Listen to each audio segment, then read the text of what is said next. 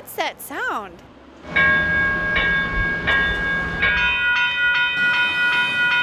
That sound is light rail transit coming to St. Paul. The Central Corridor connecting Minneapolis to St. Paul's Union Depot is a $1 billion investment in the city's infrastructure and the largest public works project in St. Paul's history. Here on University Avenue and in downtown St. Paul, big changes are underway.